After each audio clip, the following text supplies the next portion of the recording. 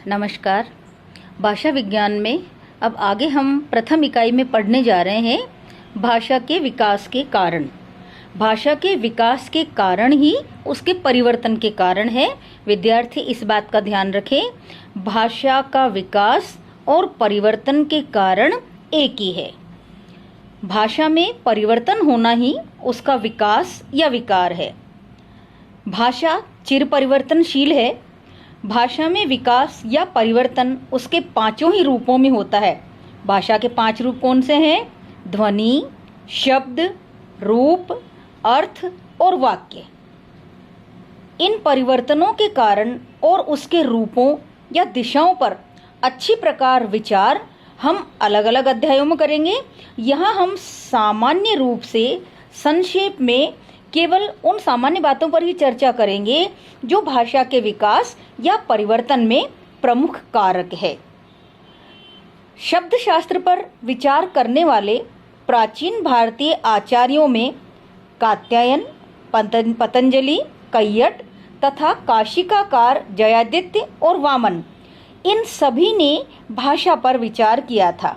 Europe में इस पर विचार करने वाले लोगों के नाम है J.H. ब्रैडस्टॉफ। उन्होंने 1821 में गाथिक ध्वनि परिवर्तन पर विचार करते समय तथा अन्यत्र भी भाषा परिवर्तन के कुछ प्रमुख कारण गिनाए थे।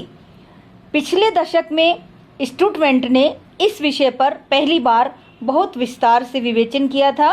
अब हम यहाँ पढ़ने जा रहे हैं कि विकास के 2 प्रमुख कारण कौन से होते हैं। बच्चों, ये प्रश्न आपसे छोटे प्रश्नों में पूछा भी जाता है। भाषा में विकास जिन कारणों से होता है उन्हें प्रमुखतः 2 वर्गों में रखा जाता है।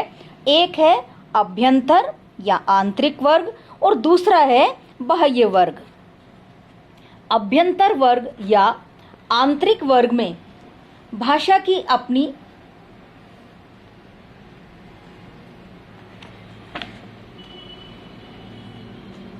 स्वाभाविक गति होती है, जिसे हम विशेषताओं में पढ़ चुके हैं कि भाषा प्रमुखतः कठिनता से सरलता की ओर जाती है तथा वे कारण सम्मिलित हैं जो प्रयोक्ता की यानी जो प्रयोग करता है उसकी शारीरिक और मानसिक योग्यता आदि इस संबंधी स्थितियों में से संबंध रखती है। बाह्य वर्ग में वे कारण आते हैं जो बाहर से भाषा को प्रभावित करते हैं। इन दोनों में पहले प्रकार के कारण भीतरी, आंतरिक या अभ्यंतर कहे जा सकते हैं और दूसरे प्रकार के कारणों को हम बाहरी या बाह्य की संज्ञा देते हैं। विशेष महत्व के कारण सादृश्य पर भी हम विचार करेंगे। तो सबसे पहले हम पढ़ रहे हैं कि अभ्यंतर कारण क्या हो सकते हैं। इसमें पहला कारण है प्रयोग के कारण घिस जाना। जैसे अधिक प्रयोग के कारण धीरे धीरे अन्य सभी चीजों के समान भाषा में भी परिवर्तन होता है। जैसे संस्कृत की कारकीय विभक्तियां इसी प्रकार धीरे धीरे घिसते घिसते समाप्त हो गई। राम है से राम ने, राम की राम का, इस प्रकार हम हिंदी में प्रयोग करने लगे। बल, जिस ध्वनि या अर्थ पर अधिक बल दिया जाता है वह अन्य ध्वनियों या अर्थों को या तो कमजोर बना देती है या समाप्त कर देती है। इस प्रकार इसके कारण भी भाषा में विकास या परिवर्तन हो जाता है। जैसे अभ्यंतर से भीतर हो गया। प्रयत्न लाघव, भाषा में विकास लाने वाले या परिवर्तन उपस्थित करने वाले कारणों में यह सबसे महत्वपूर्ण कारण है। 90% से भी अधिक इसी के कारण भाषा परिवर्तित होती है। प्रयत्न लाघव को हम मुख सुख भी कहते हैं। बच्चों, हम जानते हैं कि हम कम बोलकर कम बोल करके अधिक से अधिक अर्थ दे, ऐसा प्रयोग हम करना चाहते हैं। यही कारण है कि हम प्रयत्न लाघव का प्रयोग करते हैं। और इस प्रकार कृष्ण के अनेक नाम हो गए, कान्हा, किशन, कन्हैया, भक्त का भगत हो गया, स्टेशन का टेशन हो गया, धर्म का धर्म हो गया, बीबी जी का बीजी हो गया और तो और अंग्रेजी में तो बच्चों कई शब्दों में कई जो वर्ण है या जो अक्षर है वो साइलेंट ही हो जाते हैं। जैसे KNOW हम नोई बोलते हैं, KNIFE नाइफ को हम नाइफ का के साइलेंट हो जाता है।